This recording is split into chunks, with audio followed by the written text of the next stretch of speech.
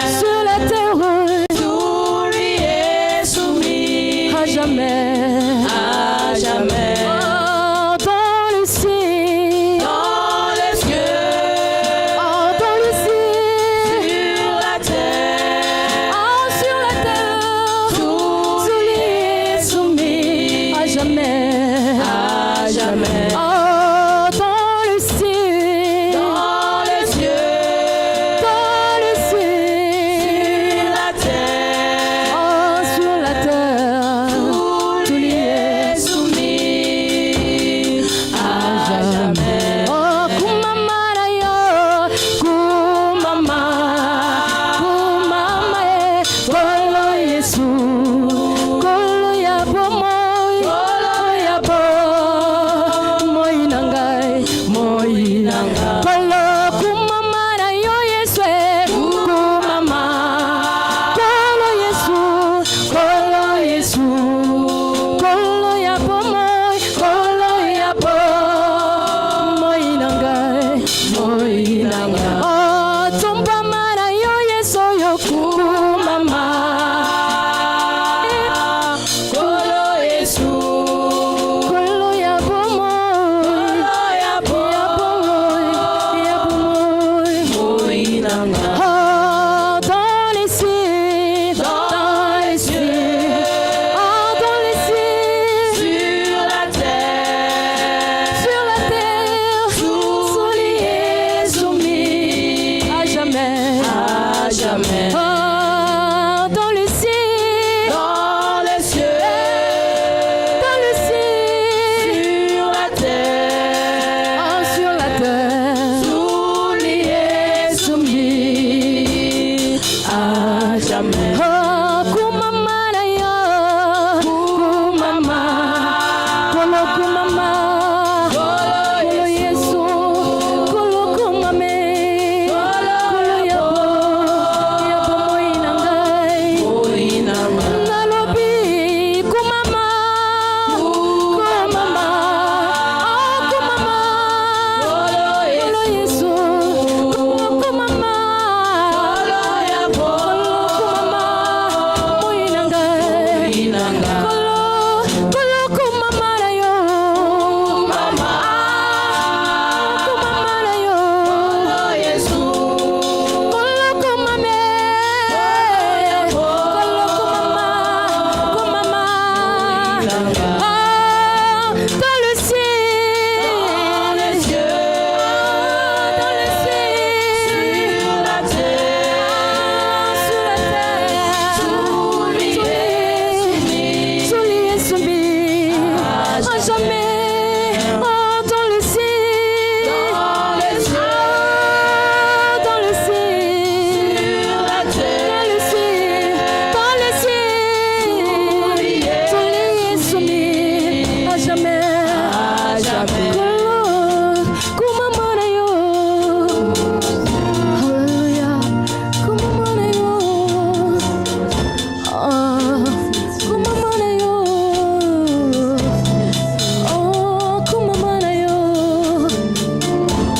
oh, kumama na yo, kumama, ah, kumama yawe, Oh, Yesu. kolo kumame, Kolo yabo. kolo kumama na yo, kumama na yo, Boinanga.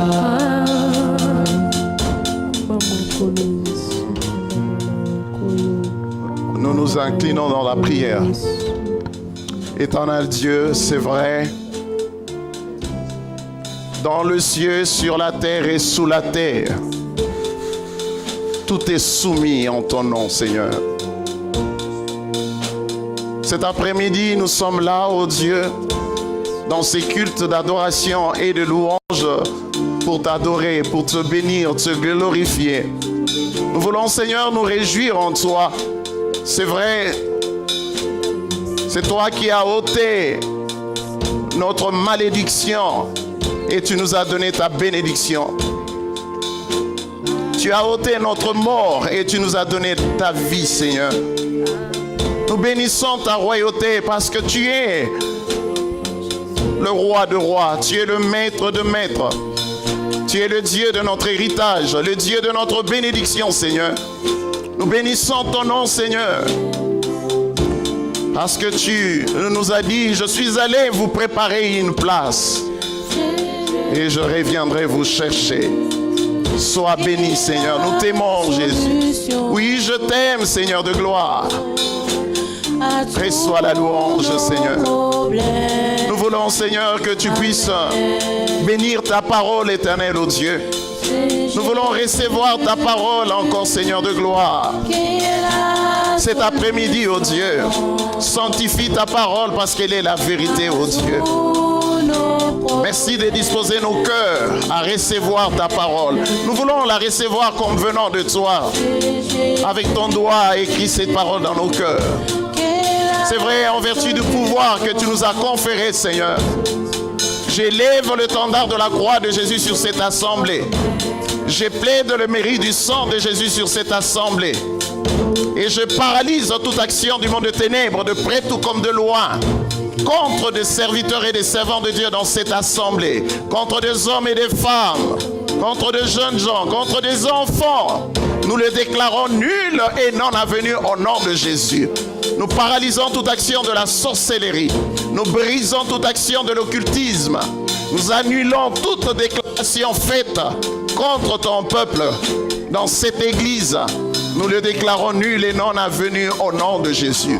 Et nous proclamons que Jésus est Seigneur. Nous déclarons que Jésus est Seigneur. Nous confessons que Jésus est Seigneur. Laisse que ton règne de puissance vienne en ces lieux. Que ton règne de gloire nous enveloppe, ô Dieu. Nous voulons, Seigneur de gloire, que ton règne nous enveloppe.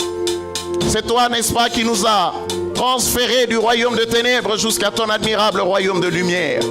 Nous te bénissons et nous nous réjouissons en toi. Sois béni, Seigneur, au nom de Jésus. Amen. Je demanderai à tous ceux qui sont assis, si vous pouvez avoir l'amabilité de vous mettre debout. Nous voulons proclamer notre confession de foi au Seigneur avant d'écouter la parole. Nous disons tous, je crois en Dieu, le Père Tout-Puissant, Créateur du ciel et de la terre. Je crois en Jésus-Christ, son Fils unique, notre Seigneur, qui a été conçu du Saint-Esprit et qui est né de la Vierge Marie. Il a souffert sous Ponce Pilate, il a été crucifié, il est mort, il a été enseveli, il est descendu au séjour de mort. Le troisième jour, il est ressuscité de mort, il est monté au ciel, il s'est assis à la droite de Dieu et Tout-Puissant, et il viendra de là pour juger les vivants et les morts. Je crois au Saint-Esprit, je crois à la Sainte Église universelle, la communion des saints, la rémission de péchés, à la résurrection du corps et à la vie éternelle. Amen. Avant de vous asseoir, saluez 2 ou 3 personnes, souhaitez la bienvenue.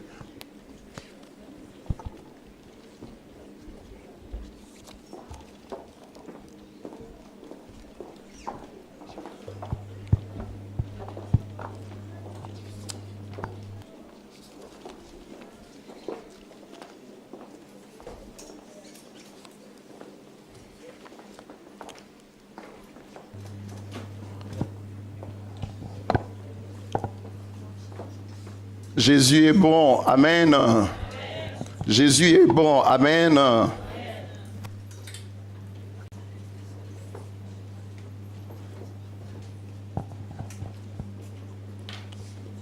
Nous bénissons l'Éternel encore dans ces cultes d'adoration et de louange pour ces privilèges qu'il nous a accordé d'être là.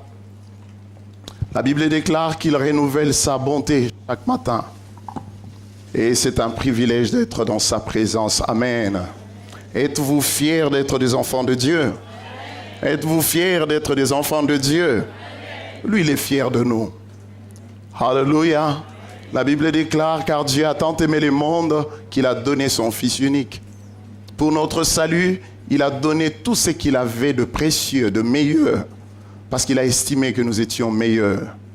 Aujourd'hui, c'est un privilège de l'avoir comme Seigneur et Sauveur personnel. On se réjouit du salut parce que nous avons la vie éternelle. Amen. Notre message de ce dimanche, nous l'avons intitulé « Le cause de la défaite des enfants de Dieu ». les causes de la défaite des enfants de Dieu. Nous voulons étudier pourquoi Dieu peut permettre que le diable ait le dessus sur nous. Il y a des situations où nous regardons, nous disons, c'est comme si Satan dominait sur tout. Les années passent, on s'est dit, mais Seigneur, où es-tu? Qu'est-ce que j'ai fait pour mériter une telle chose? Alléluia. Les causes de la défaite des enfants de Dieu.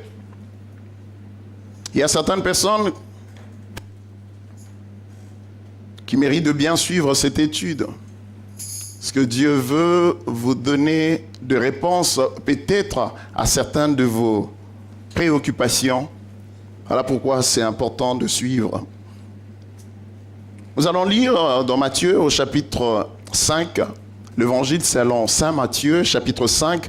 Nous lirons le verset 14 à 16. Matthieu 5, verset 14 à 16. Je lis. Vous êtes la lumière du monde. Une ville située sur une montagne ne peut être cachée.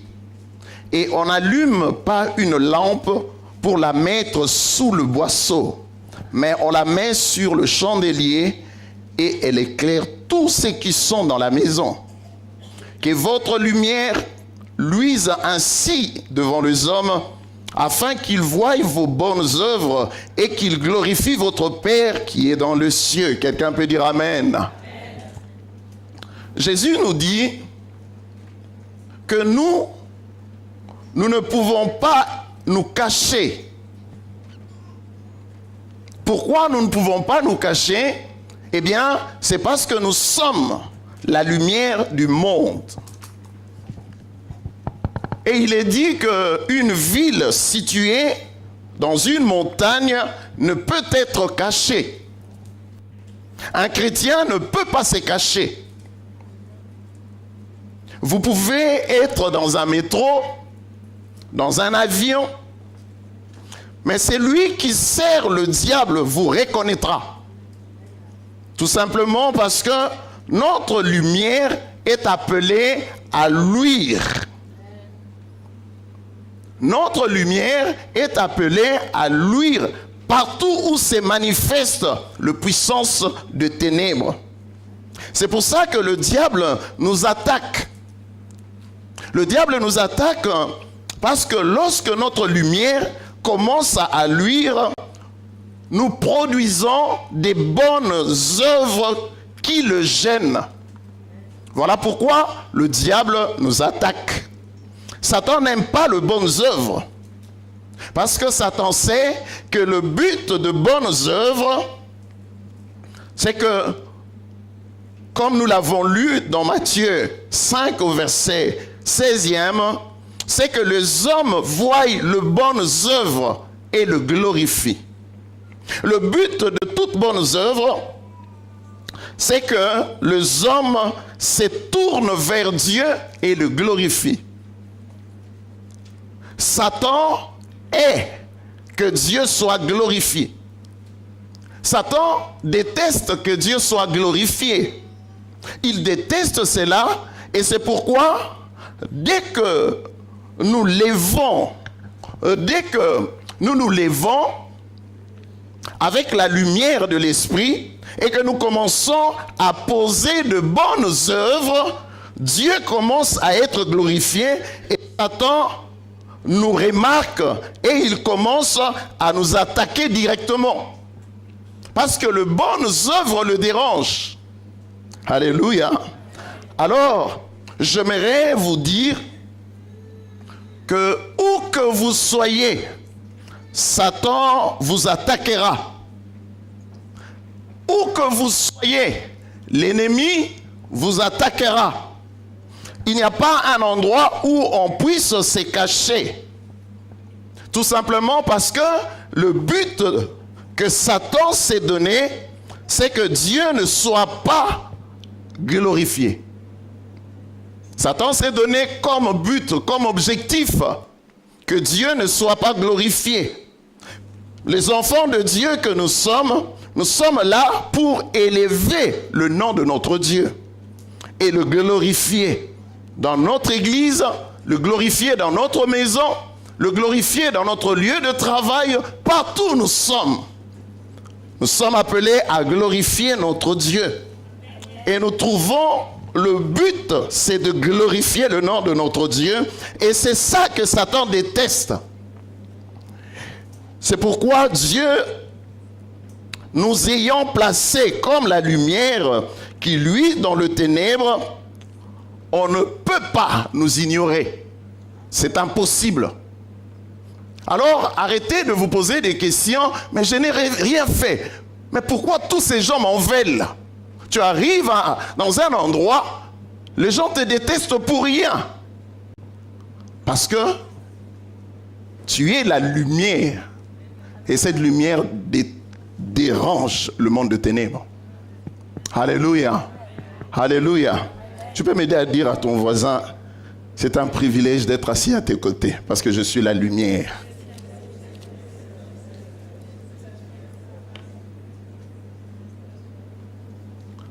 Donc je disais que c'est impossible que Satan nous ignore.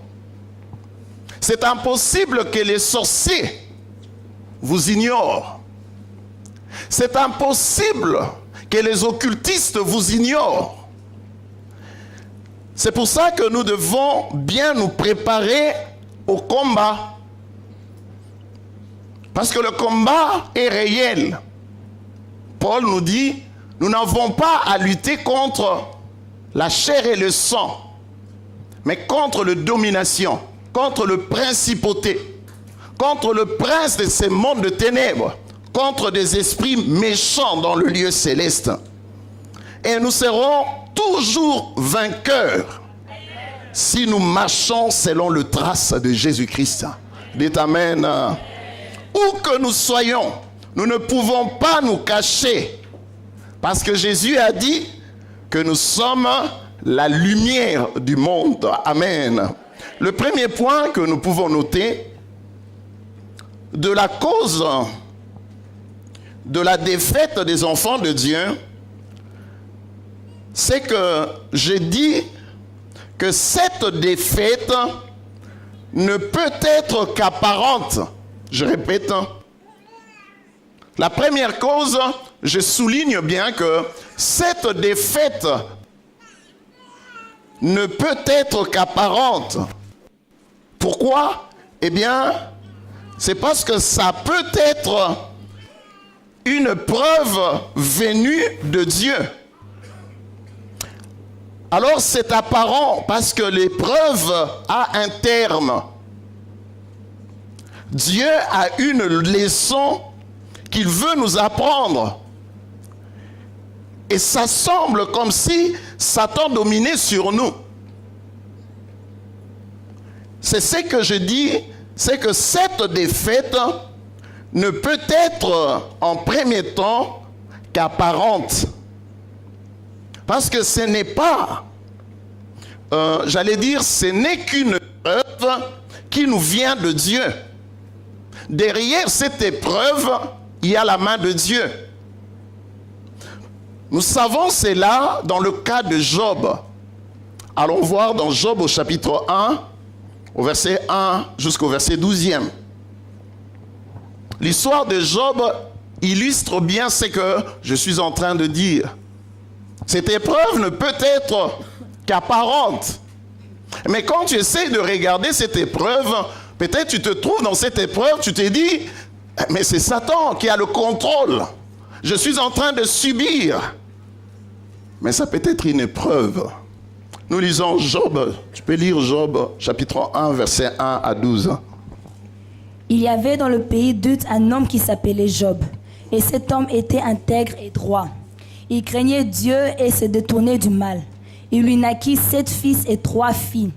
Il possédait 7000 brebis, 3000 chameaux, 500 paires de bœufs, 500 ânesses et un très grand nombre de serviteurs. Et cet homme était le plus considérable de tous les fils de l'Orient. Ses fils allaient les uns chez les autres et donnaient tour à tour un festin. Et ils invitaient leurs 3 sœurs à manger et à boire avec eux. Et quand le jour de festin était passé, Job appelait et sanctifiait ses fils. Puis il s'est levé de bon matin et offrait pour chacun d'eux un holocauste. Car Job disait, peut-être mes fils ont-ils péché et ont-ils offensé Dieu dans leur cœur. C'est ainsi que Job avait coutume d'agir. Or le Fils de Dieu vint un jour se présenter devant l'Éternel, et Satan vint aussi au milieu d'eux.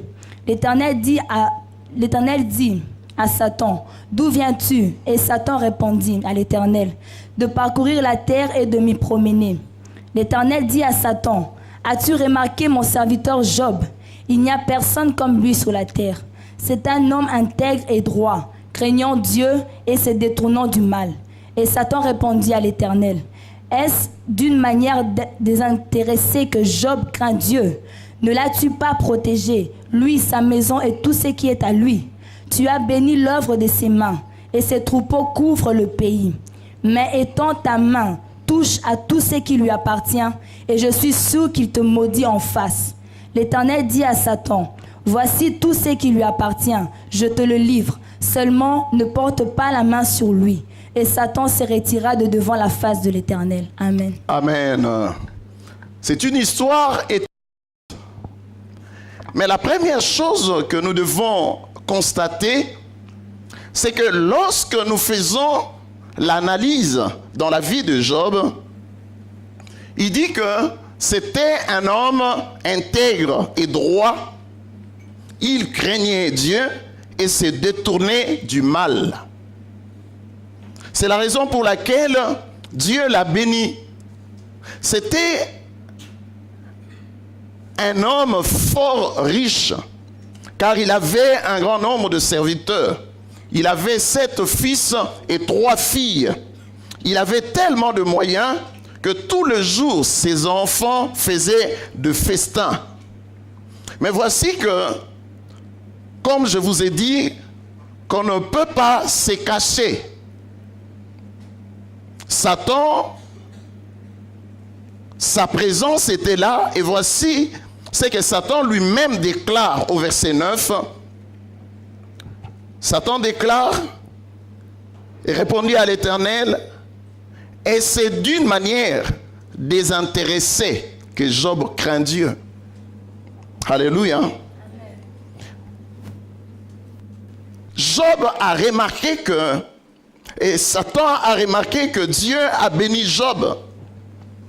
Dieu l'a comblé de richesses. Dieu l'a comblé de biens matériels. Et Satan, quand il a remarqué cela, nous constatons que Dieu était fier de Job. Peut-être cet après-midi, Dieu est fier de toi. Ce n'est pas à moi ou à toi de dire que Dieu est fier de moi, mais c'est à Dieu de dire, de témoigner. Parce que c'est Dieu qui parle. Il parle à Satan. Job n'est pas là, mais il parle à Satan de Job. Parce que Dieu était fier de Job. Au verset 10, il dit, au verset 8, il dit, l'Éternel dit à Satan, as-tu remarqué mon serviteur Job? As-tu remarqué ma fille? As-tu remarqué mon fils Philippe? Il n'y a personne comme lui sur la terre.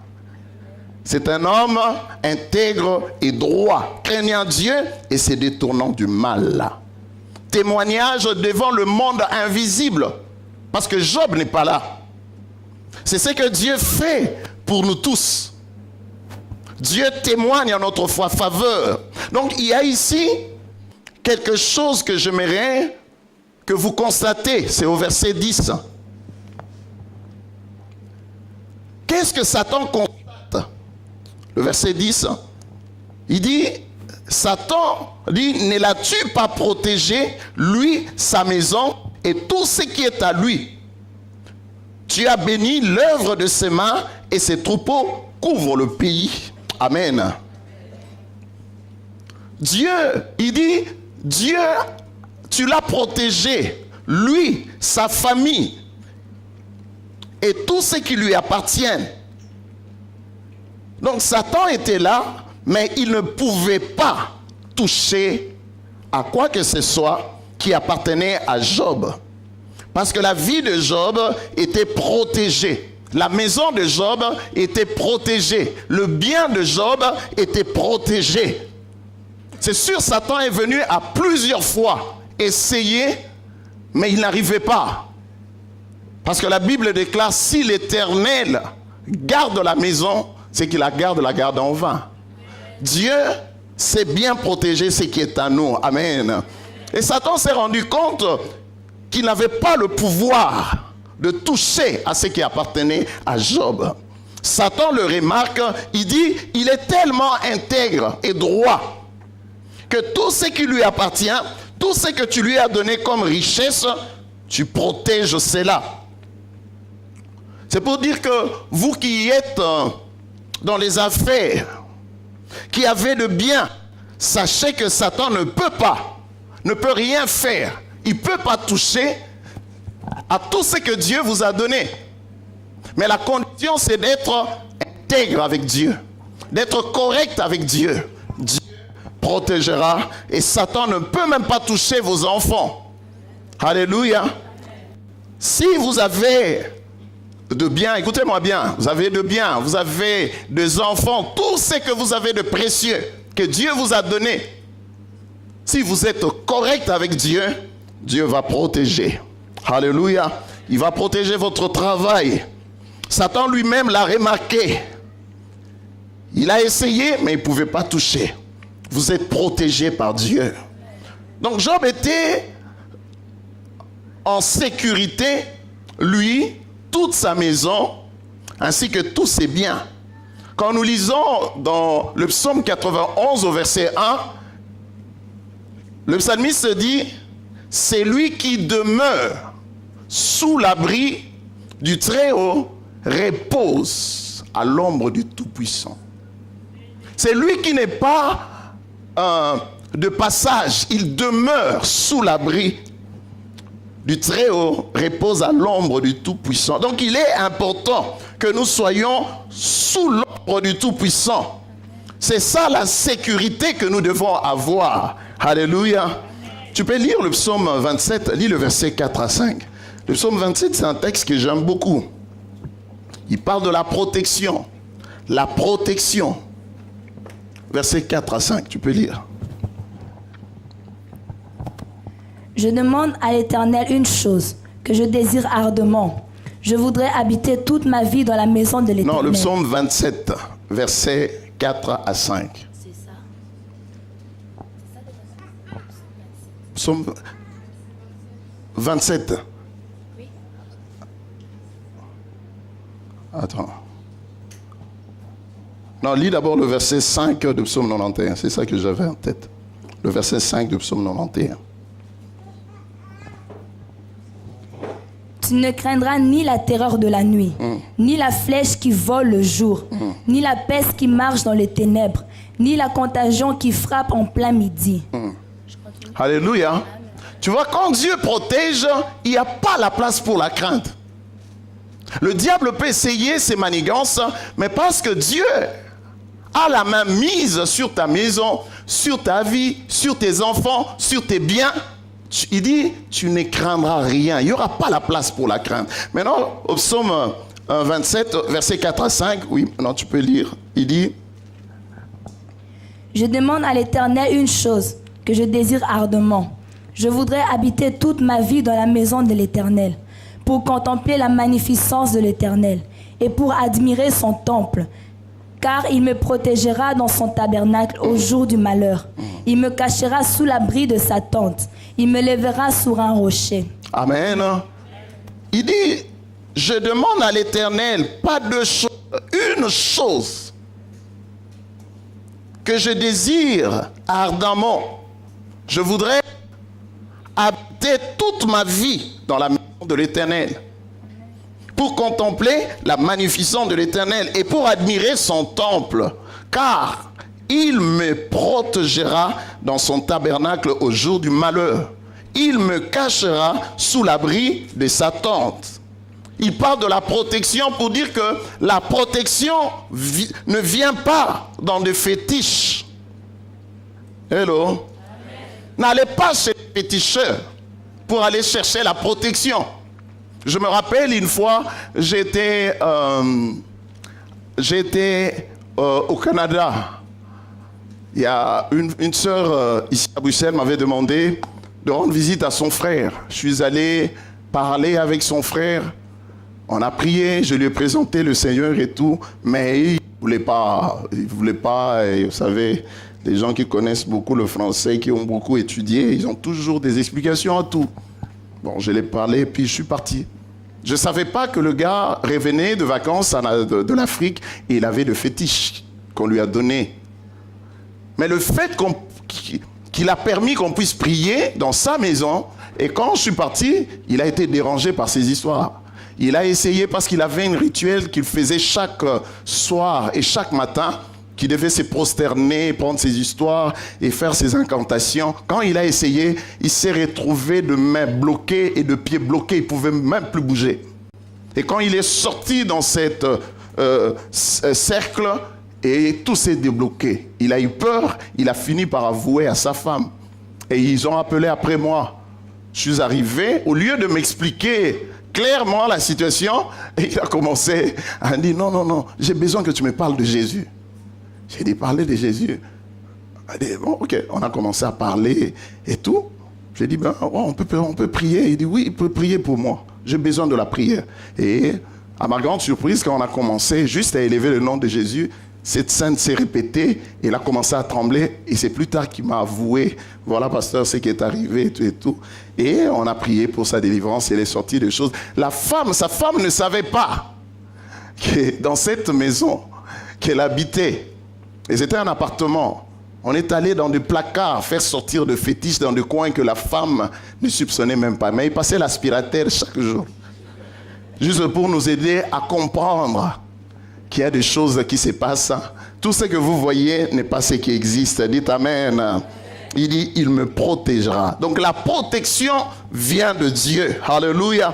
La vraie protection se trouve dans notre Seigneur Jésus. Il est notre bouclier. Il est notre forteresse. C'est pourquoi nous avons besoin de nous protéger en Dieu. Dites Amen. Il a commencé...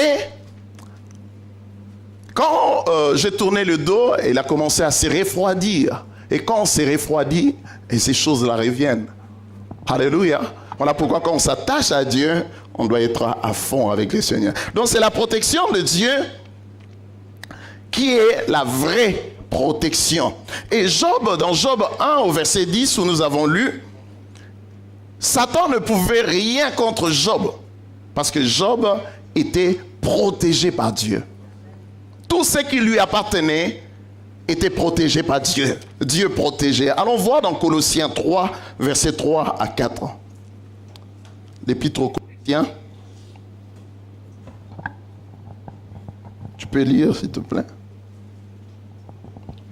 Car vous êtes morts et votre vie est cachée avec Christ en Dieu.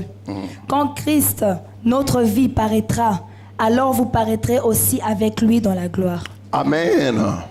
La parole de Dieu dit, nous savons que la parole, c'est l'épée. Cette épée transpercera le poumon du diable. Mais ici, le Seigneur dit que votre vie est cachée en Dieu. Donc, quand quelqu'un vient, et souvent il y a des rigolos qui viennent de fois, il te menace. Il dit non, cette nuit tu verras ce que je veux faire.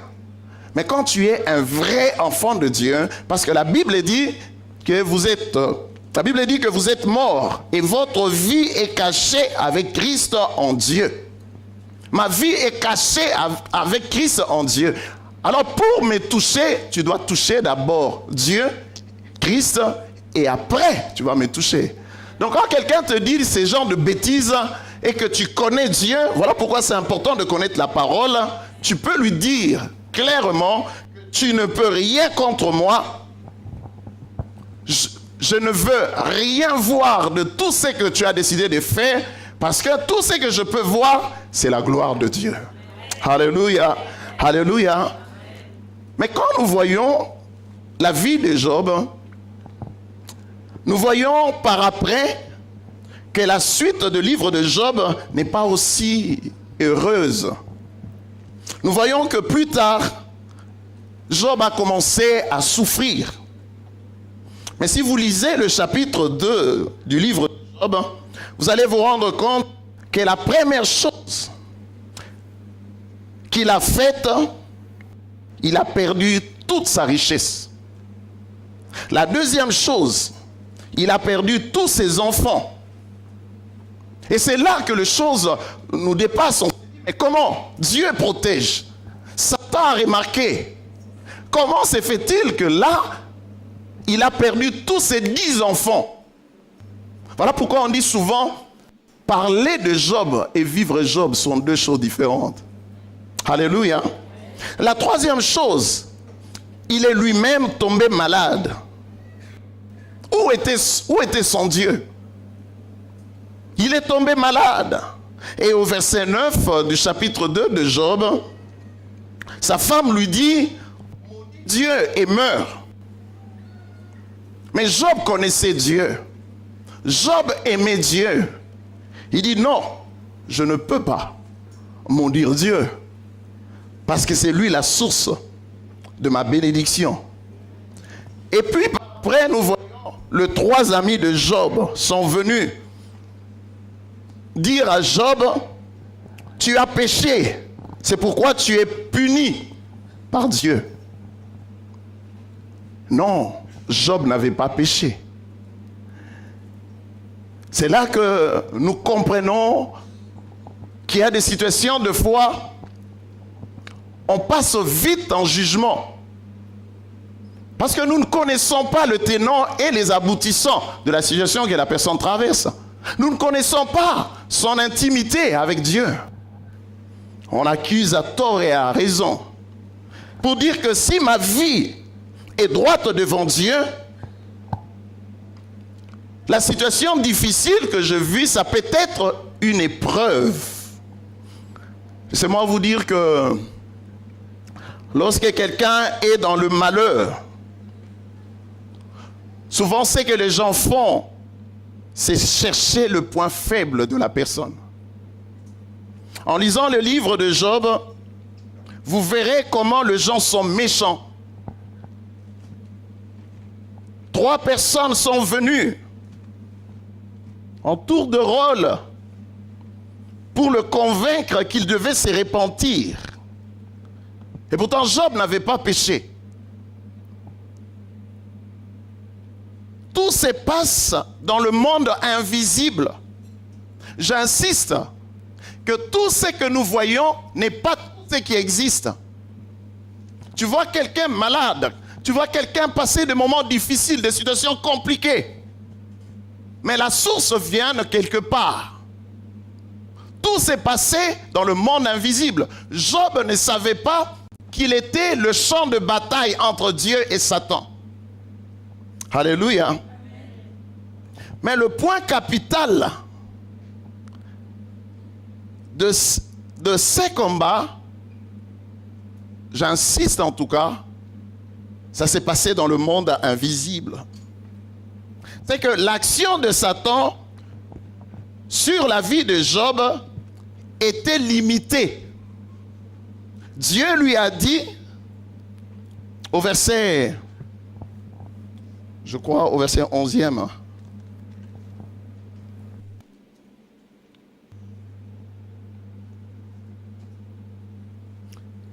au verset 12, l'Éternel dit à Satan, voici tout ce qui est à lui.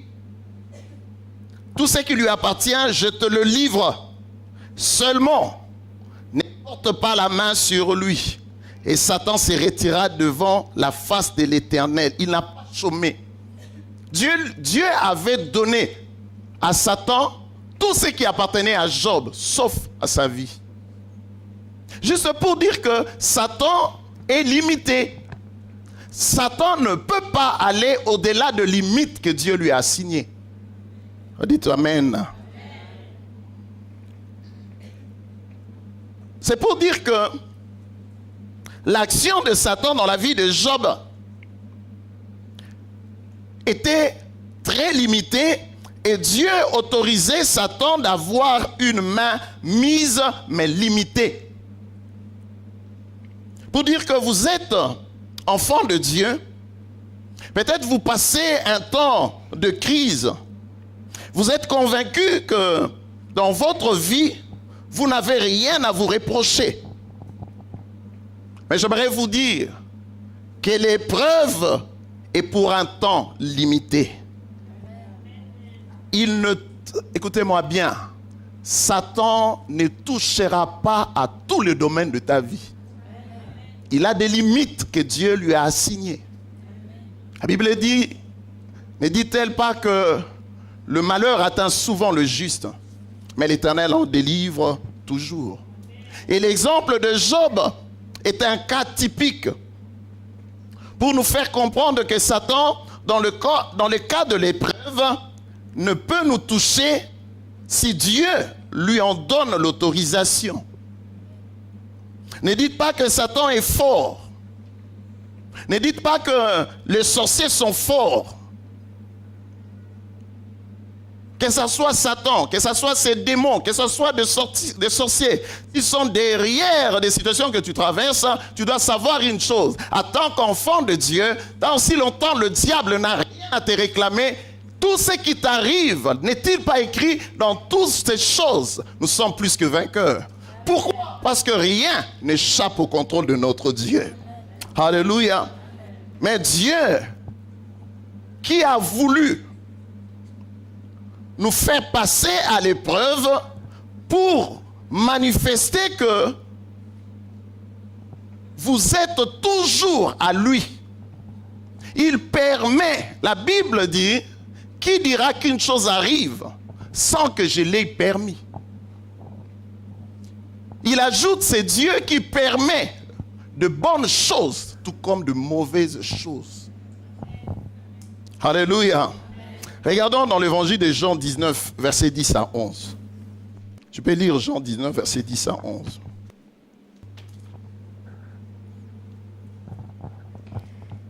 Pilate lui dit, « Est-ce à moi que tu ne parles pas?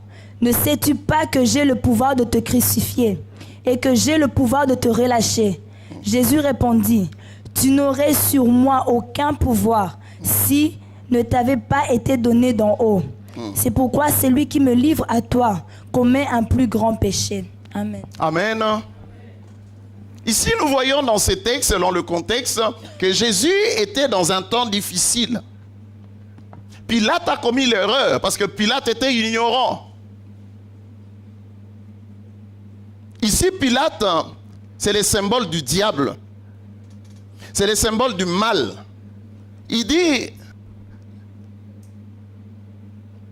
que j'ai le pouvoir. Voici le mot qu'il a utilisé. Sais-tu pas que j'ai le pouvoir de te faire vivre ou de tuer? Jésus l'a rectifié pour dire que le pouvoir du diable dans la vie des enfants de Dieu est limité. Amen. Alléluia. C'est pourquoi j'ai dit le pouvoir du diable dans la vie d'un enfant de Dieu est limité. Notez bien, soulignez cette vérité. Seigneur dit, ils te feront la guerre, mais ils ne te vaincront jamais. Parce qu'il y a des limites. Dieu met des digues que Satan ne peut pas dépasser. Parce que notre Dieu est un Père responsable. Donc Jésus était saint. Jésus était pur, il était intègre. Toutes les accusations qu'on a faites sur Jésus étaient fausses. Pour dire que Satan, l'arme par excellence que Satan utilise, c'est des accusations. Alléluia. Il accuse. Voilà pourquoi il y a certaines situations, tu n'as même pas besoin de te justifier. Même si tu t'es justifié avec des preuves, personne ne va te croire. Quelqu'un qui connaît, quelqu'un qui marche avec Dieu, connaît ces choses, il va comprendre, il dit, si Dieu a permis, c'est une épreuve. Dieu est derrière ces choses, mais de toutes les façons, je sais que Satan est limité. Il ne peut pas toucher au-delà de ce que Dieu l'a permis.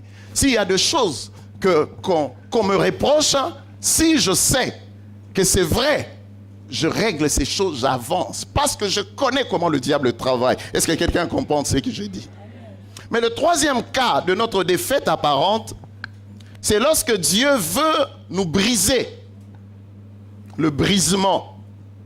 Vous vous rappelez, n'est-ce pas, de l'apôtre Pierre, avant la crucifixion du Seigneur. Nous sommes dans Luc 22 à partir du verset 31. Jésus se tourna sur Pierre et lui dit, « Simon, Simon, Satan t'a réclamé pour te cribler comme du froment. Mais j'ai prié pour toi, afin que ta foi ne défaille point. » Mais nous savons qu'en fin de compte, quand Jésus était arrêté, Pierre a fléchi les genoux devant Satan. Pierre a renié 3 fois le Seigneur. C'est comme si Satan avait le contrôle. Et pourtant Jésus a dit, mais j'ai prié pour toi. Mais comment se fait-il? Pierre finit par fléchir les genoux. Alléluia. Alléluia.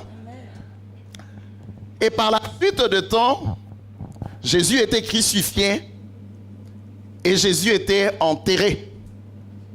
Mais on retrouve Pierre après sur le bateau. Il est retourné à sa vie de pécheur. Et quand nous voyons, nous sommes dans l'évangile de Jean, chapitre 21, Pierre est en train de pécher. Je suis sûr que sa femme lui a dit, mais monsieur, on n'a pas à manger, il faut travailler. Il faut apporter quelque chose à la maison, sinon ça sera la galère. Et Pierre a fini par dire, ces histoires de prêcher Jésus là, c'est pas mon affaire. Il a renié l'appel. Il s'est retourné à la pêche. Mais c'est comme si Satan avait remporté la victoire. Mais notez que Satan savait que Pierre était la première personne qui allait apporter l'évangile. Et Satan, voilà pourquoi, quand vous regardez parmi tous les disciples, Pierre était celui qui était plus attaqué. Satan soupçonne des choses.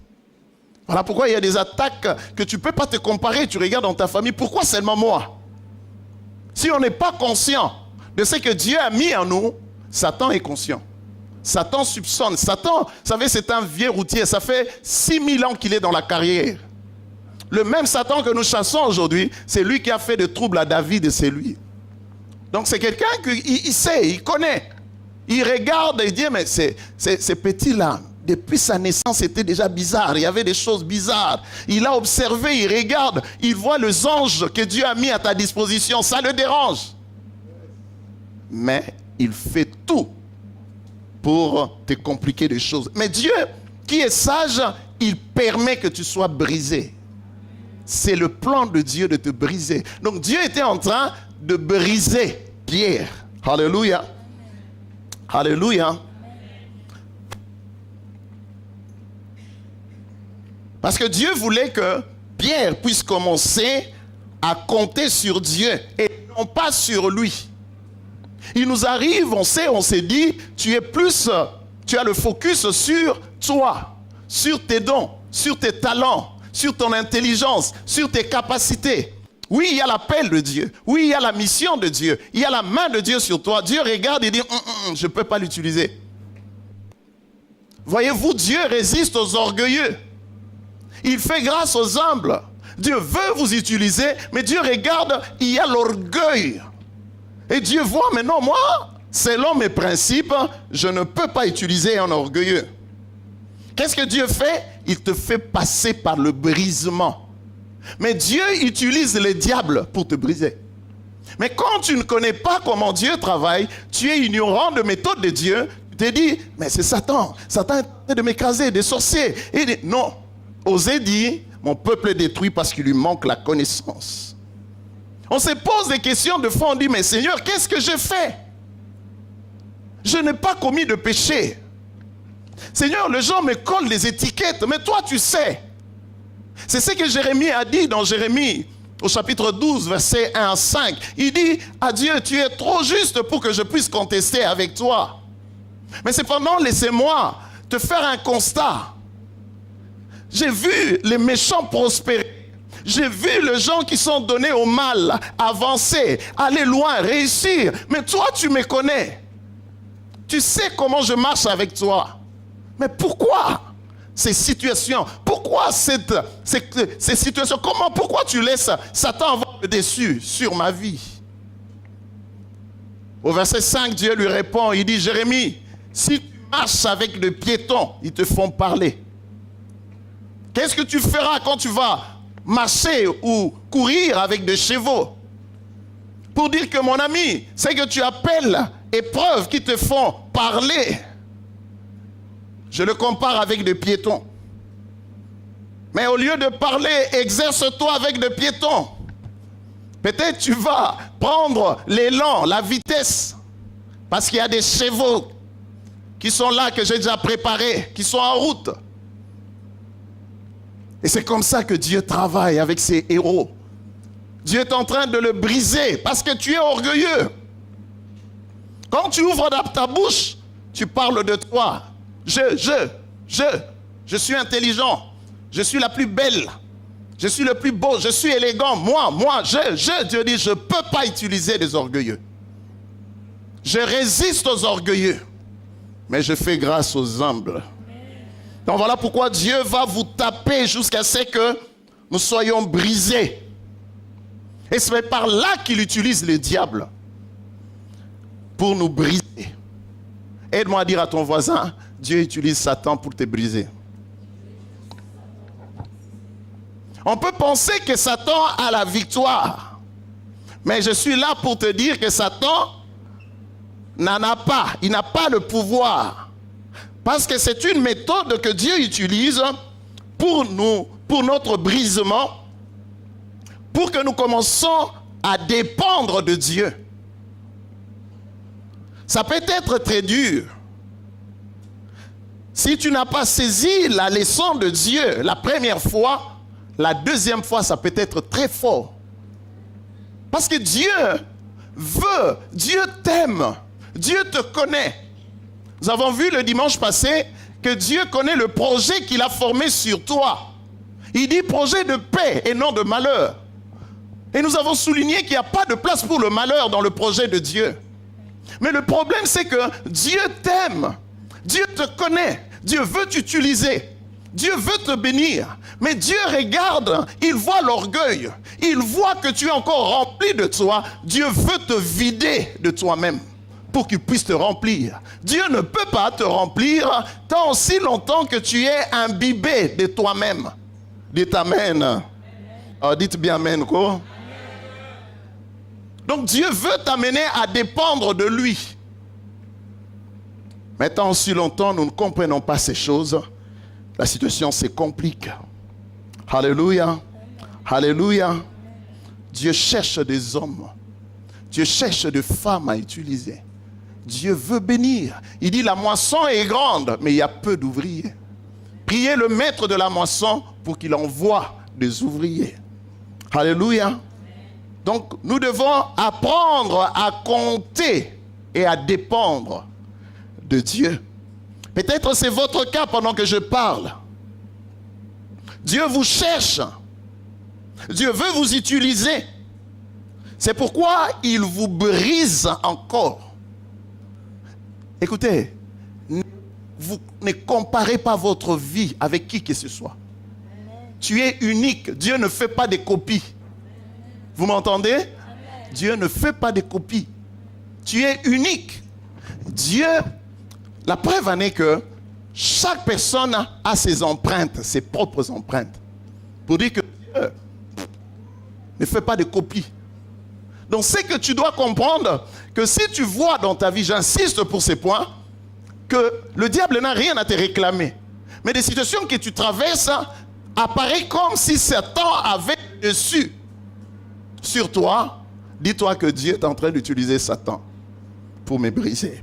Regarde dans Jacques, lis Jacques 4, verset 7.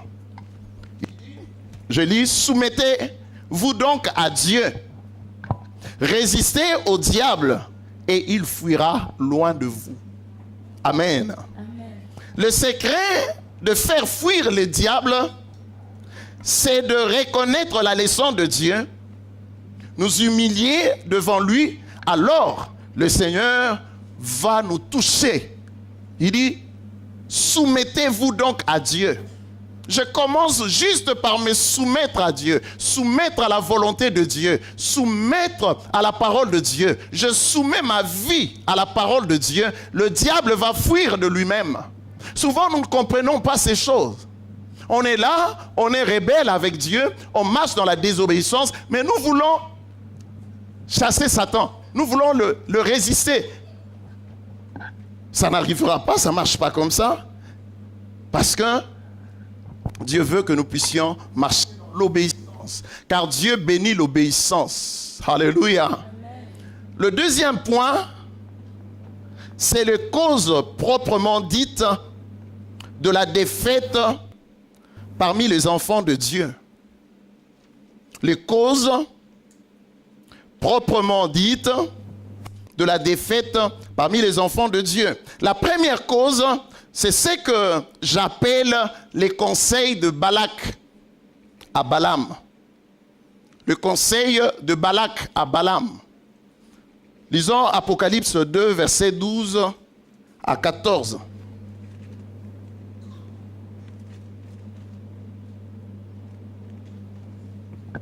Tu peux lire. Écrit à l'ange de l'église de Péranium. Voici ce que dit celui qui a l'épée aiguë à deux tranchants. Je sais où tu demeures. Je sais que là est le trône de Satan. Tu retiens mon nom et tu n'as pas renié ma foi. Même au jour d'Antipas, mon témoin fidèle, qui a été mis à mort chez vous, là où Satan a sa demeure. Mais j'ai quelque chose contre toi.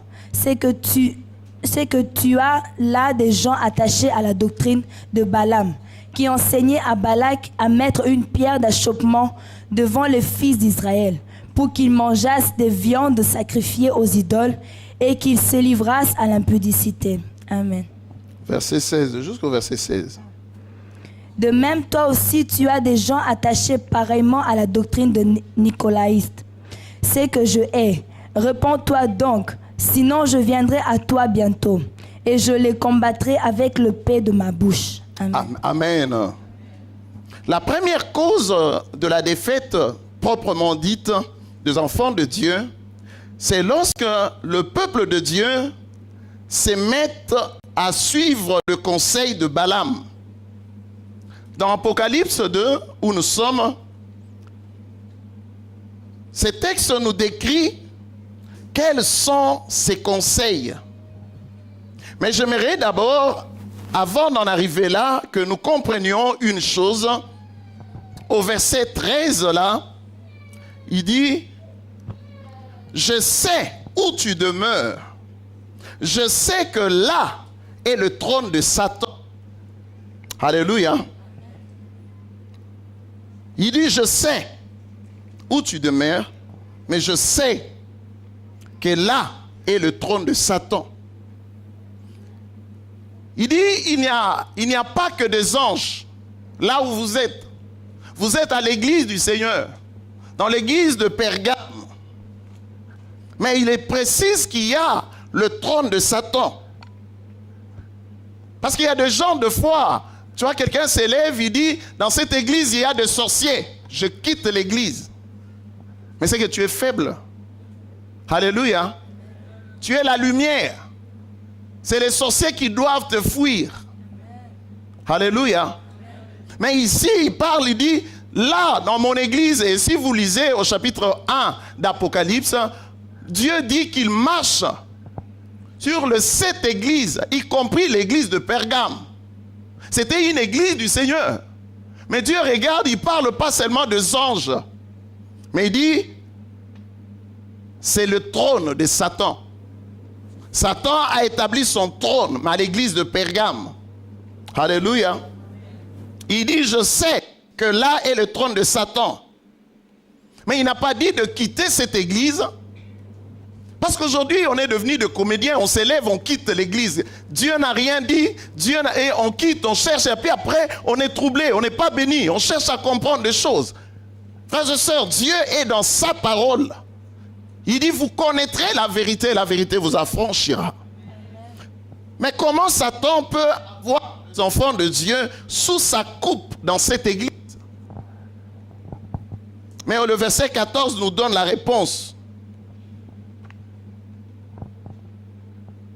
Il dit, mais j'ai quelque chose contre toi, c'est que tu as là des gens attachés à la doctrine de Balaam, qui a enseigné à Balak à mettre une pierre d'achoppement devant le fils d'Israël pour qu'il mange de viande sacrifiée aux idoles et qu'il se livre à la débauche. Dites Amen. Le peuple de Dieu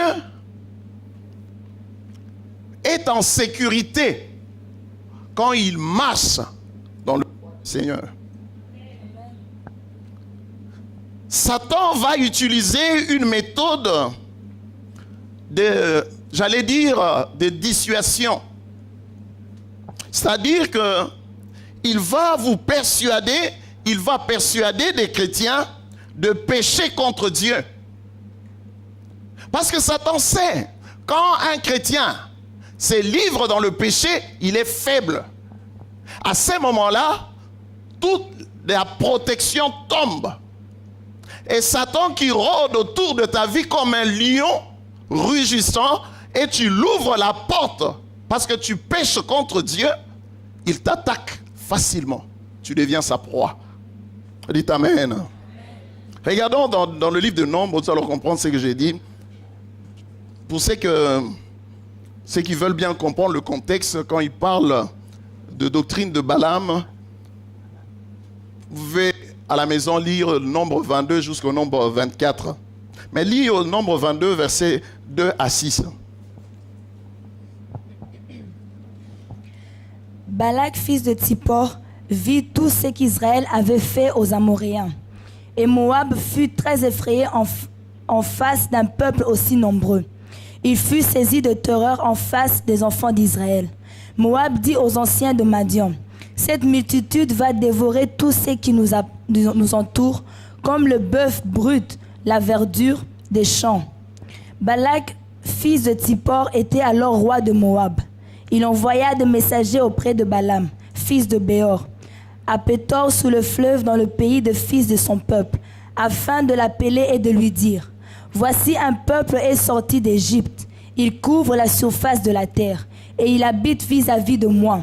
Viens, je te prie, maudis-moi ce peuple, car il est plus puissant que moi. Peut-être ainsi pourrais-je le battre et le chasserai-je du pays. Car je sais que celui que tu bénis est béni, et que celui que tu maudis est maudit. » Amen. Amen. La Bible dit, Balak, fils de Tsippor, il a vu tout ce qu'Israël avait fait aux Amoréens. Le diable vous suit. Il est conscient, il est au courant de vos exploits. Mais il cherchait, regarde, il dit, cette multitude, verset 4, va dévorer tout ce qui nous entoure, comme le bœuf brut, la verdure de champ. Au verset 5, il a envoyé des messagers auprès de Balaam. Et ce qui est formidable, le but était de le maudire. Parce qu'il savait qu'après la malédiction, le peuple va s'affaiblir.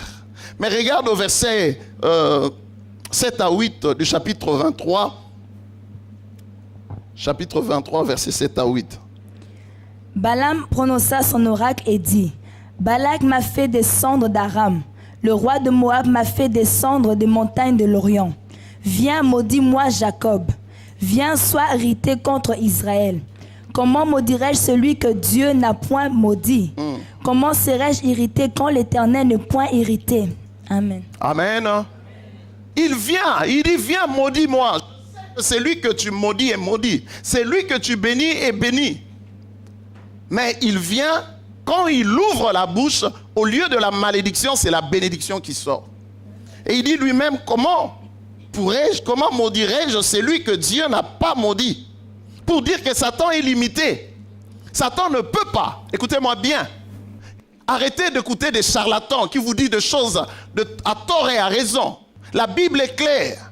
un enfant de Dieu qui est protégé par Dieu, le diable peut déclarer ce qu'il peut. Lui-même en face, il peut faire ce qu'il veut. Si tu es protégé avec Dieu et tu marches avec Dieu, tout ce qu'il peut faire va échouer.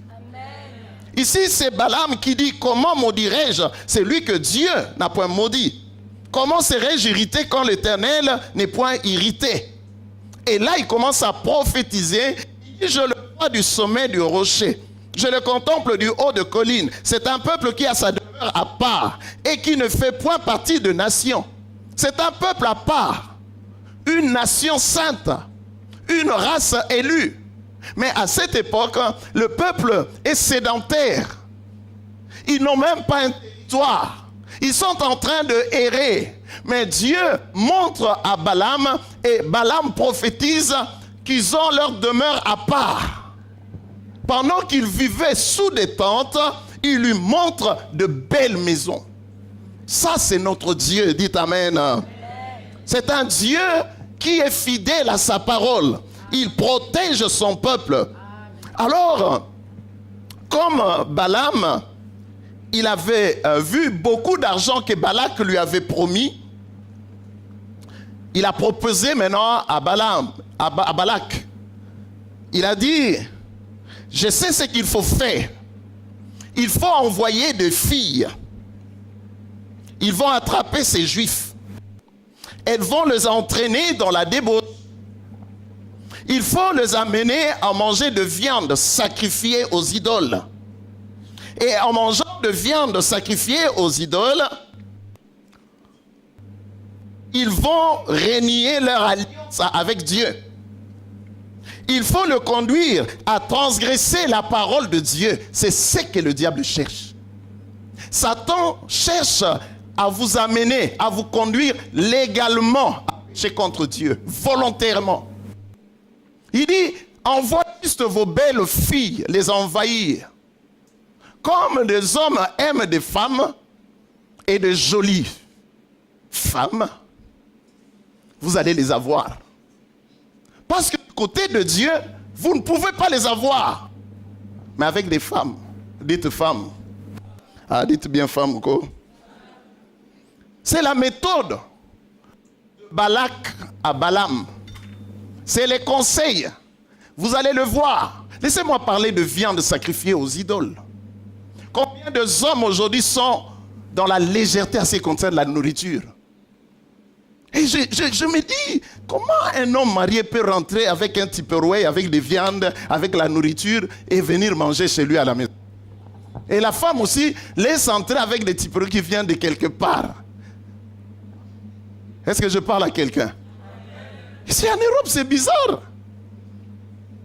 Quand une femme, écoutez, est-ce que vous êtes là? Écoutez-moi bien.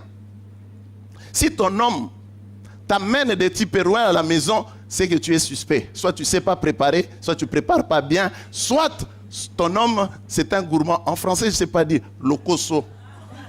Alors tu as une mission.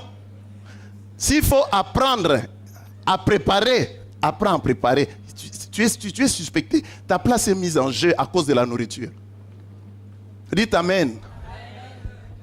Esaü a perdu le droit de naître à cause de la nourriture. Est-ce que quelqu'un a compris ce que j'ai dit? La débauche t'amène à perdre la sécurité de Dieu. C'est une des raisons de la défaite du peuple de Dieu. Tu es peuple de Dieu, tu es enfant de Dieu. Mais parce que tu as suivi le conseil de Balaam à Balak et tu es tombé. Vous allez voir, la Bible dit plus de 10 000 personnes sont mortes juste à cause de ces pièges que Balaam a conseillé à Balak. Et Balak, comme il tenait à maudire le peuple de Dieu, il a sauté sur l'occasion, il a respecté à la lettre. Et le peuple de Dieu était affaibli. Lisez Nombre 25. Vous allez voir comment c'était la débandade à cause des jolies filles. Dites jolies filles. Écoutez cette vérité. Le peuple saint est en sécurité. La sainteté constitue une bande de protection vis-à-vis du diable. Lorsque nous péchons, nous sommes comme exclus de la présence de Dieu. Lorsque nous péchons, notre sécurité s'arrête là, loin de Dieu. Et Satan peut alors user de nous comme il entend. Vous m'entendez? Satan, lorsque tu pêches, la sécurité n'existe plus. Oh. La sécurité n'existe plus. Satan peut venir et il peut user de toi comme il veut. Alléluia. Donc la méthode de Balaam, c'est d'induire le peuple de Dieu dans la vie du péché. Parce que lorsque le peuple de Dieu est entraîné dans la vie du péché, alors Satan saute comme un lion sur le peuple de Dieu qui n'a plus de défense. Vous avez peur de sorciers. Surtout les Africains. Cette histoire, il faut que ça sorte de la tête. J'ai dit souvent, les sorciers, la sorcellerie, c'est la plus petite puissance, c'est la plus faible puissance. Un chrétien qui a peur de sorciers, c'est lui qui a le problème, ce n'est pas des sorciers. Parce que la Bible dit, vous êtes la lumière. Un sorcier ne peut pas me terrasser. S'ils veulent venir la nuit, qu'ils viennent. Ils vont prendre la tangente devant la porte. Ils ne seront même pas approchés. Ils n'arriveront même pas à approcher devant ma porte. Parce que ma Bible dit, l'ange de l'Éternel corrompt de ceux qui le craignent. Lisez bien vos Bibles. Hello? Est-ce que je suis dedans ou dehors? J'arrête ou je continue? Continuons, Willemba. Lorsque nous péchons, notre sécurité s'arrête là, loin de Dieu, et Satan peut alors user de nous comme il entend.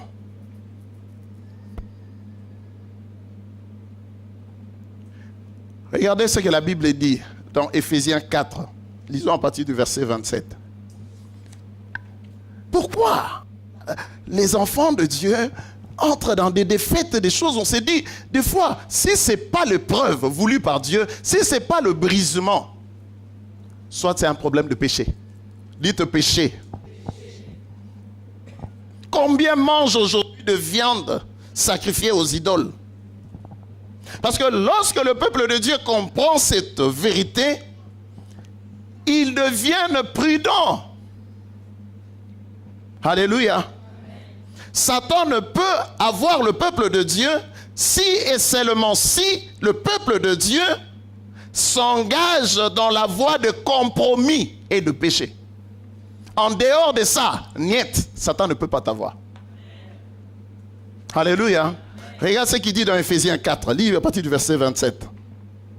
Et ne donnez pas accès au diable, que celui qui dérobait ne dérobe plus. Ne donnez pas l'accès.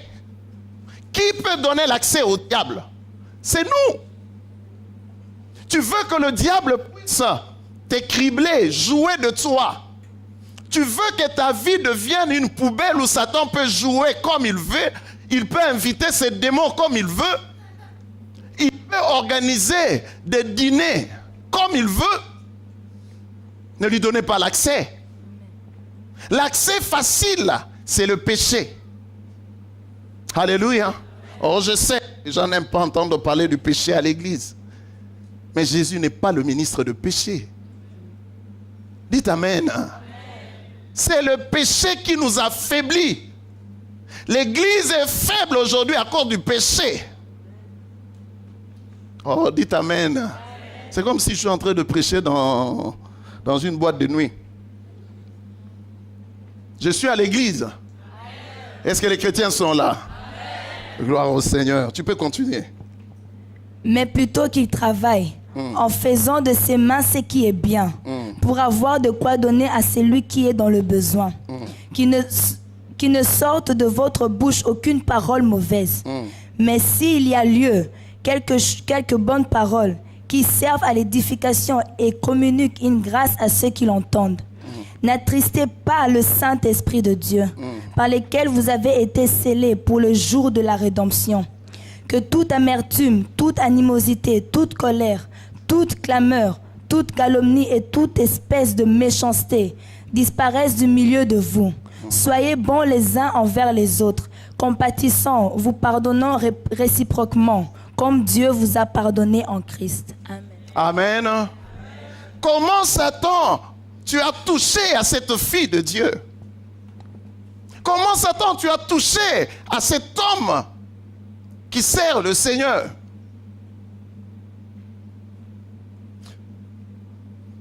Comment ces démons ont osé te défier et te faire fuir? Tu dois répondre à ces 3 questions. C'est ce que nous avons vu la première question, c'est ce que nous avons vu au premier point. Est-ce que c'est l'épreuve de Dieu? La deuxième, c'est est-ce que Dieu veut nous amener au brisement? Je regarde, je dis, je suis orgueilleux. Dans tel domaine, dans telle situation, je suis orgueilleux. Donc, Dieu est en train de me briser. Il veut détruire mon orgueil. Alors, si tel n'est pas le cas, je me tourne vers ma vie pour voir. Regarde ce qu'il dit dans 1 Jean 5, verset 18. J'aime beaucoup ces versets parce que ça parle très fort. 1 Jean 5, verset 18. Il dit, nous savons, donc nous devons savoir, nous savons que quiconque est né de Dieu ne pratique pas le péché. Mais celui qui est né de Dieu s'égarde lui-même. Et le malin ne le touche pas. Hello? Quiconque est né de Dieu. Est-ce que quelqu'un dit cela? Il dit, nous savons que quiconque est né de Dieu ne pratique pas le péché. Mais celui qui est né de Dieu s'égarde lui-même. Et parce qu'il a pris la résolution de ne pas donner l'accès au diable, mais de se garder lui-même, la suite nous dit, le malin ne le touche pas. Tu veux que le diable perde la puissance vis-à-vis de toi, alors tu dois te garder toi-même. Alléluia. Alléluia. Il dit, je me garde moi-même. Un sorcier ne peut pas toucher un enfant de Dieu parce que cet enfant de Dieu est gardé sous la protection de Dieu. Le problème, frères et sœurs, c'est le péché. Parce que celui qui est né de Dieu, la Bible dit, ne pratique pas le péché. Il ne vit pas dans le péché. La différence, il y a une nuance entre tomber dans le péché et vivre dans le péché. Un chrétien, quand il commence à vivre dans le péché, il n'est plus chrétien. La différence entre un païen et un chrétien, un païen vit dans le péché. Mais un chrétien peut tomber dans le péché. C'est comme pendant l'hiver, hein, quand il y a des verglas. Quand tu tombes, tu restes couché. Il y a des gens qui se lèvent vite, ils retombent encore parce qu'ils veulent tellement se lever vite. Mais pourquoi avec le péché on reste couché? Alléluia. On doit fuir le péché comme de la peste. Parce que c'est ça qui donne l'accès à Satan. Alléluia. Il dit non. Un enfant de Dieu qui connaît son identité, qui connaît ses droits, il dit non à toute influence du péché, à toute tentative du péché. Et la Bible dit, le malin ne le touche pas. Si je me garde moi-même, le malin ne peut pas me toucher. Vous savez, le péché attire.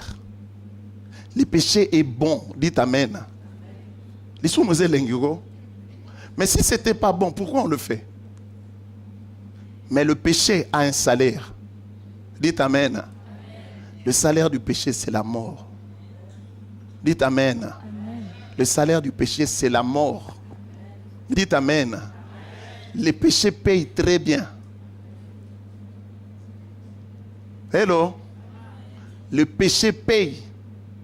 Et surtout, il y a des gens qui se lèvent, ils disent, je suis célibataire. Et elle est célibataire. On couche ensemble. On fait du tort à qui? Dites ça bien. Les démons. Tu es l'accès des démons. Et on s'étonne, on se dit, mais comment?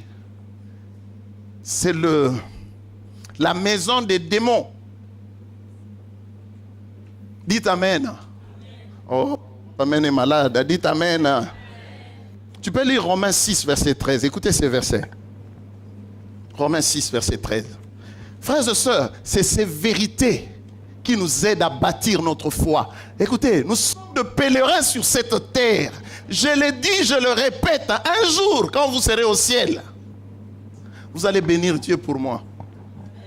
Je vous préviens des choses. Ces choses, on ne prêche plus dans des églises.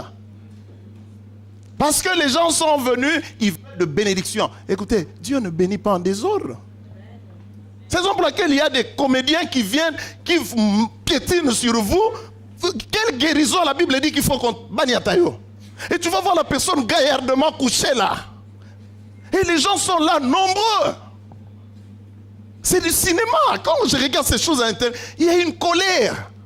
Comment le diable est entré dans les églises? Le peuple de Dieu sont en train d'être comme des jouets. Pourquoi? Parce qu'ils ne veulent pas connaître la parole de Dieu. Les gens veulent danser au fait.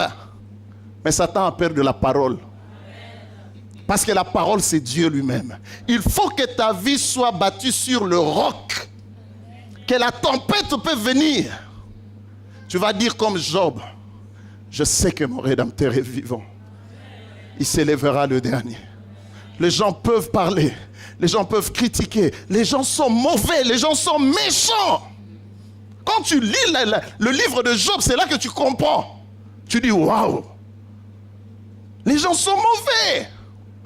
Pendant que tu es par terre, ils veulent t'achever. Mais si tu ne connais pas Dieu, ils vont t'achever. Mais si tu connais Dieu, tu vas t'élever. Tu vas pleurer. Mais tu vas dire, Seigneur, aide-moi à continuer la course. Parce que la route est encore longue. Et je comprends. Quand Dieu dit, maudit soit celui qui s'est confié à l'homme. L'homme qui est aujourd'hui, oui, que tu es en train de rendre service. Que tu es là. Quand il a besoin de toi, la même personne.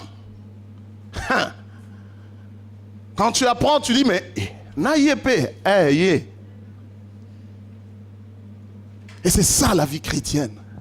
Jésus dit, là où je passais, vous passerez aussi. Il dit, les disciples ne sera pas plus grand que son maître. Frères et sœurs, la vie chrétienne n'est pas facile. Servir le Seigneur. Combien de fois j'ai dû me repentir parce que j'ai dit, Seigneur, c'est dur. Comment on peut t'insulter? Quel ce travail? Être pasteur, on t'insulte à tort et à raison. On dit n'importe quoi, que tu peux rester comme ça sans réagir. Seigneur, c'est trop. Je l'ai dit, je l'ai fait. J'ai arrêté et des fois j'ai dit, Seigneur, même prier, ça ne vaut pas la peine. Qu'il y ait des critiques, et ça fait mal des fois. Tu as le goût de réagir.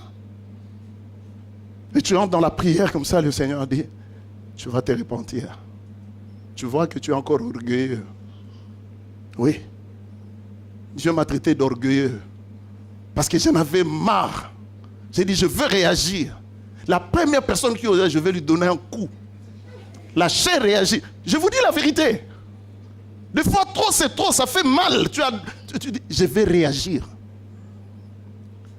Non, non, gêne. Ça énerve de fois, tu te dis, Seigneur, mais Dieu dit, tu es orgueilleux. Tu dois te repentir. Je suis en train de te briser. Et tu vois là, je suis en train de te briser dans un nikayo.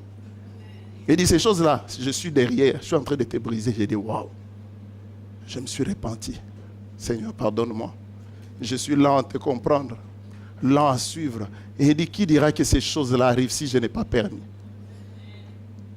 Il y a des gens qui t'insultent, sont des agents du diable, mais voulus par Dieu, pointés par Dieu. Mais pour te cribler, parce que tu es orgueilleux. Je sais de quoi je parle. Alléluia. Alléluia. Surtout quand tu traverses des moments difficiles. Oh, Église de Dieu, soyons des chrétiens. Quand tu traverses des moments difficiles, j'ai appris beaucoup avec le départ de Sylvie. J'ai beaucoup appris. J'ai beaucoup appris. J'ai appris beaucoup.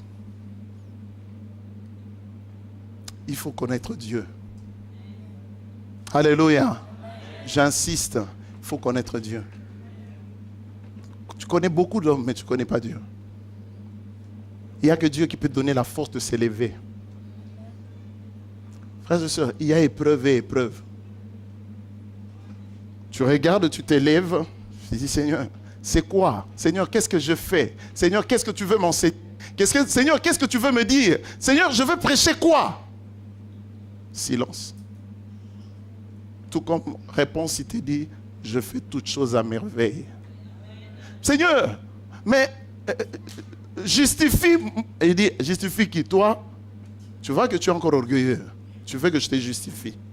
Ah, Seigneur, même la justice, il dit, je connais le projet que je forme sur toi. Il dit projet de paix, non de malheur. Il n'y a pas la place pour le malheur, mais reste fidèle. Ces gens-là, ce n'est pas à toi d'aller vers eux, ils reviendront vers toi. Tu prieras pour eux, parce que je sais ce que je fais avec toi. Est-ce que quelqu'un comprend ce que j'ai dit? Romains 6, 13, tu peux lire ce verset. Ne livrez pas vos membres au péché, comme des instruments d'iniquité. Mais donnez-vous vous-même à Dieu. Donnez-vous vous-même, c'est ta volonté. Donc cela veut dire, si tu décides de vivre dans le péché, tu donnes tes membres, ton corps, comme des instruments d'iniquité. Mais Dieu a besoin que tu te donnes toi-même. Quelqu'un comprend ce que j'ai dit? Le dernier point, on termine avec ça. Pourquoi Dieu peut permettre que le diable ait le dessus sur nous? C'est lorsque nous manquons le pardon dans notre cœur. Prenons Matthieu 18. Ceux qui prennent des notes peuvent prendre de 23 jusqu'à 35, mais nous allons lire juste le verset 34 à 35. Tu peux lire ces deux versets? Et son maître hérité le livra au bourreau, jusqu'à ce qu'il eût payé tout ce qu'il devait.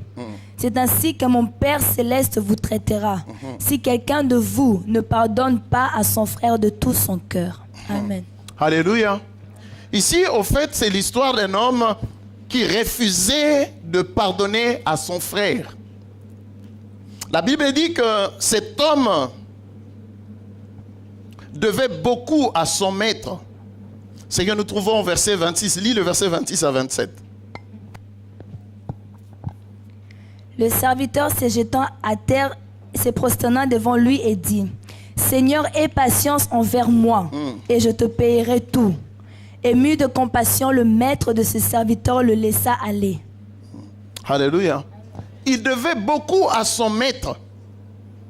Mais il a dit à son maître d'être patient à son égard.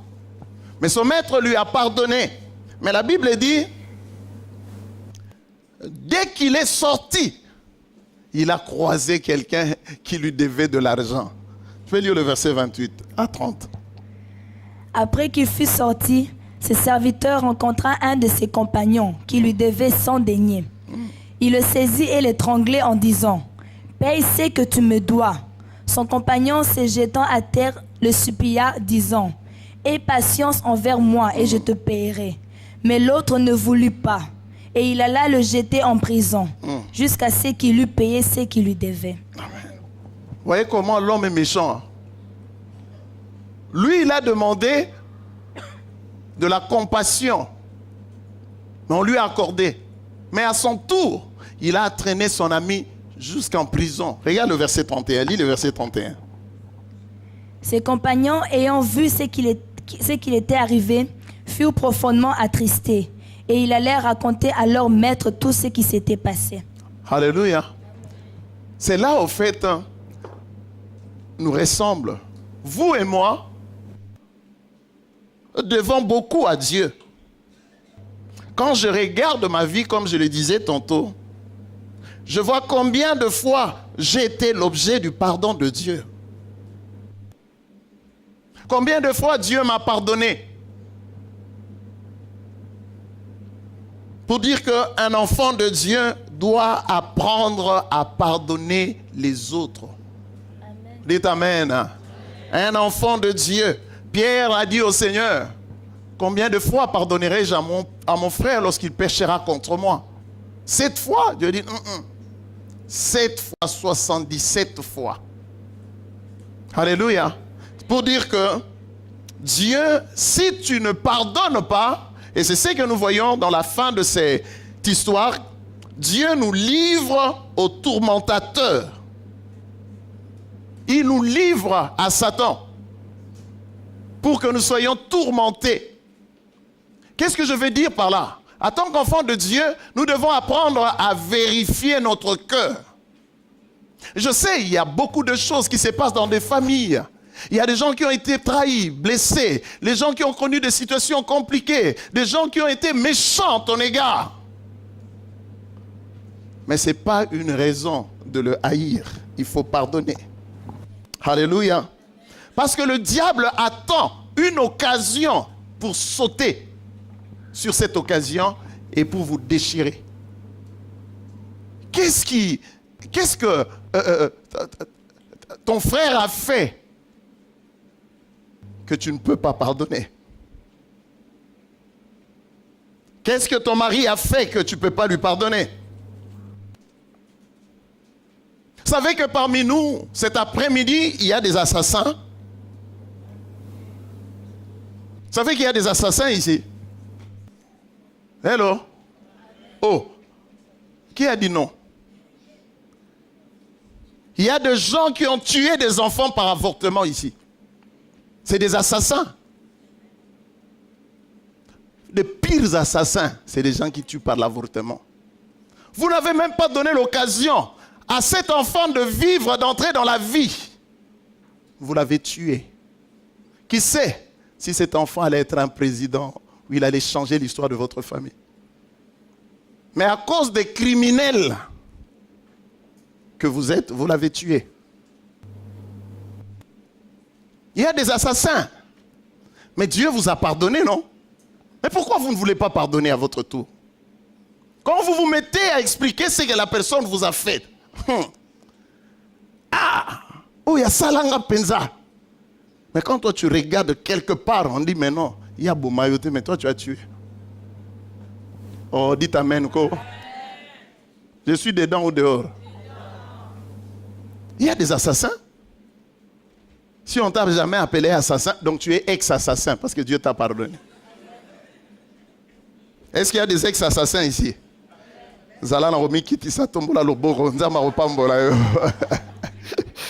Alléluia. Alléluia. Et pourtant Dieu nous a pardonné.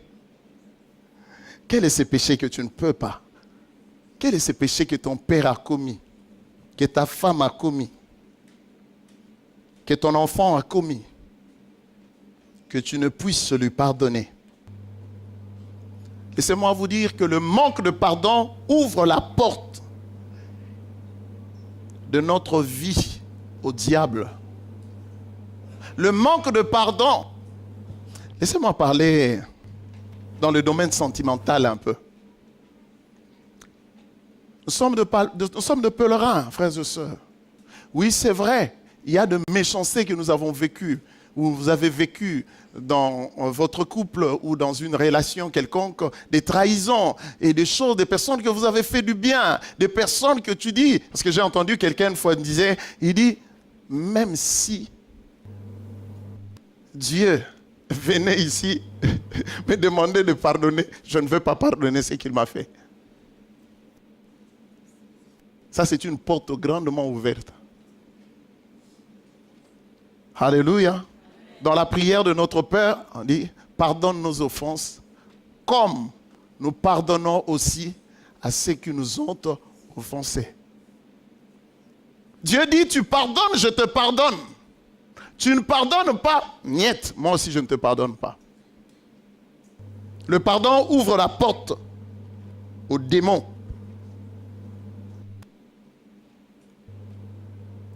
Vérifions l'état de notre cœur. Prenons le temps de nous mirer vis-à-vis de la parole de Dieu. Tu es la seule.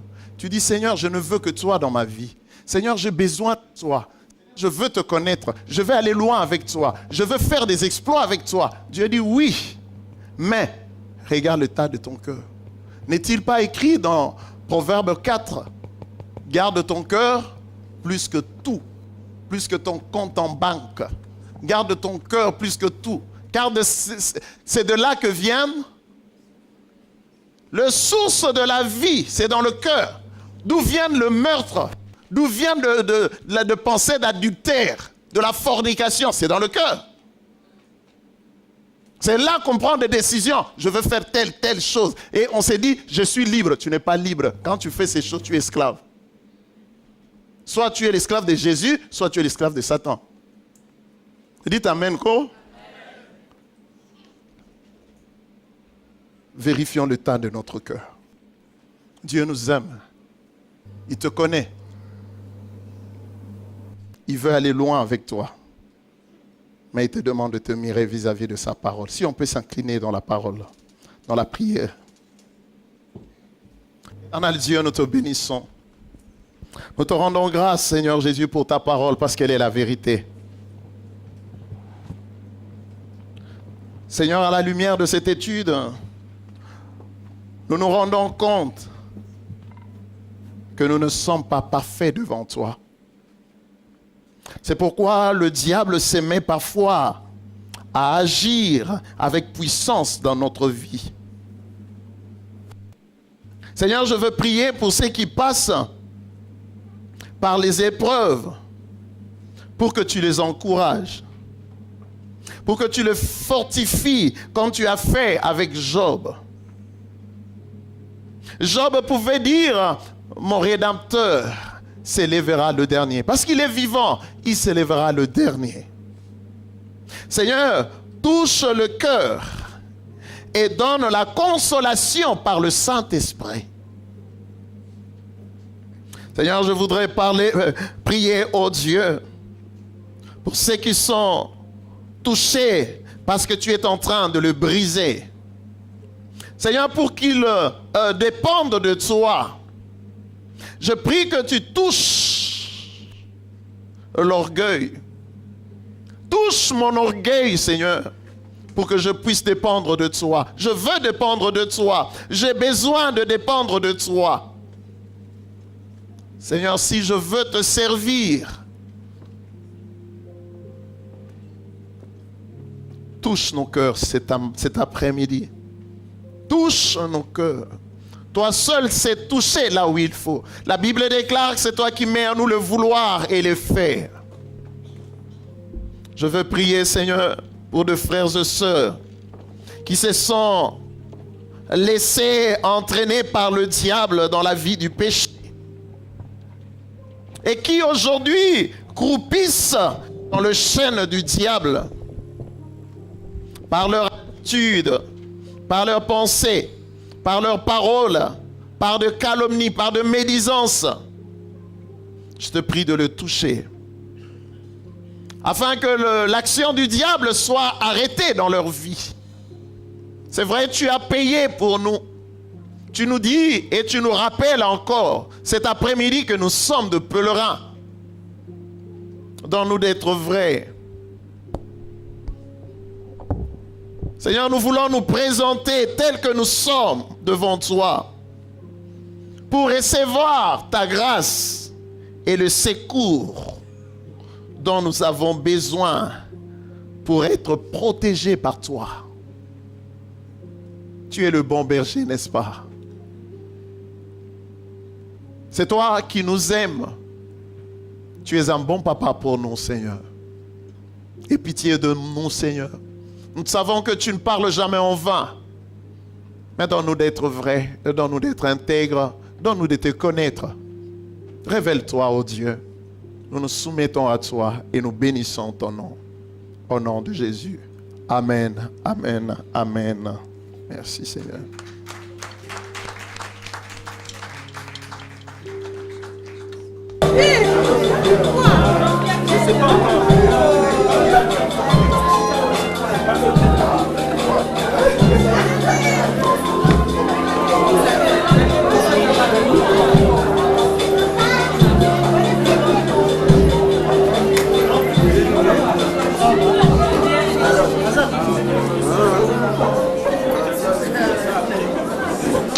débranché, donc...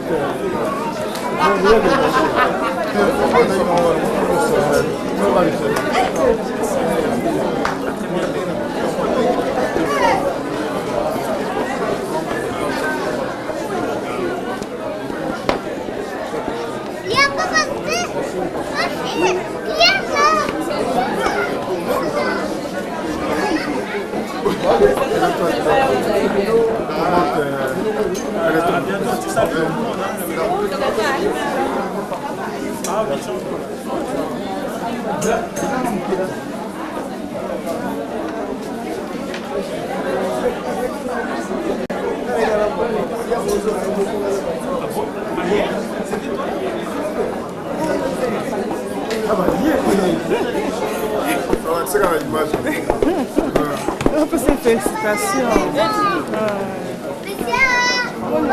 Bonjour. Mon ami, c'est un beau. Tout le monde est dimanche, non, ça va. Aux un dimanche. Ça va. Quelle est votre impression? Ah non, c'était vraiment un superbe culte, une très belle louange, une excellente parole donnée par le pasteur Philippe Sosongo, vraiment très inspiré. Et nous pensons que Alost est vraiment entre des mains du Seigneur. Dieu contrôle toutes choses. Il y a eu 4 personnes qui se sont fait baptiser. Donc c'est vraiment pour dire que nous terminons l'année 2015 au top. Et avec Dieu, nous ferons des exploits. Que Dieu vous bénisse. Une fois pour la semaine. Comme ça, les autres, ça la soit à 8 semaines. Les autres là dorment, il ne faut rien. Non, ma petite, on a vraiment bon. Il faut que nous en bien. Parce que là, depuis septembre. Par rapport à la prédication. Ça, c'est juste très bien. Très bien. Et oui, ça ne fait pas longtemps que je suis ici, mais j'aime beaucoup sa façon de prêcher. Vous avez retenu quelque chose comme quoi? Il y a moyen d'expliquer même 2 choses. Vraiment, c'est un peu difficile, mais j'ai retenu quelque chose. Ça t'a fait du bien. Tu dis quoi par rapport à la prédication? C'était bien. C'était bien. Qu'est-ce que tu as retenu? T'as rien. Qu'est-ce que tu as retenu? Qu'est-ce que tu as retenu de positif? Le positif et qu'on doit marcher sur le droit chemin. Ça va. Tu donneras aussi des messages aux autres. Ma sœur, par rapport au message de Philippe, qu'est-ce que tu as retenu? Non. Mais le message t'a aimé? Oui, je n'ai pas dit que je n'ai rien retenu. J'ai aimé les messages. Tu as quelque chose à dire à ceux qui ne sont pas venus et qu'est-ce que tu peux leur dire par rapport à l'ensemble? Ils ont manqué un bon message pour aujourd'hui. Par rapport à la prédication aujourd'hui, qu'est-ce que tu dis? Bon, j'ai aimé vraiment la prédication. Bon, c'était bon, ça m'a concerné aussi pour grandir dans la foi. Aujourd'hui, oui, la prédication c'était vraiment bien passé. Oui. On a été vraiment bénis par la parole de notre Dieu. Je n'ai pas d'autre chose à commenter. Et qu'est-ce que vous avez retenu comme message? Le message que j'ai retenu, il faut toujours s'accrocher à notre Dieu. Il faut avoir toujours l'espérance de notre Dieu, l'espérance de notre Dieu, et que notre Dieu est toujours là. Et on n'a rien à perdre pour les sorciers, des trucs comme ça. Donc, tant que Dieu est avec nous, on est sûr que Dieu nous protège toujours. Il est toujours derrière nous. C'est ça, ce que moi j'ai retenu. Qu'est-ce que tu as retenu? Quelle est votre impression? Que Dieu soit loué. Dieu nous a parlé comme d'habitude à travers son serviteur et puis je bénis le Seigneur. Et tout ce qu'il a prêché aujourd'hui, ça m'a vraiment concerné. Et puis avec Christ, on ira toujours en avance. Et puis le message était très bien. Et puis je bénis le Seigneur. Merci.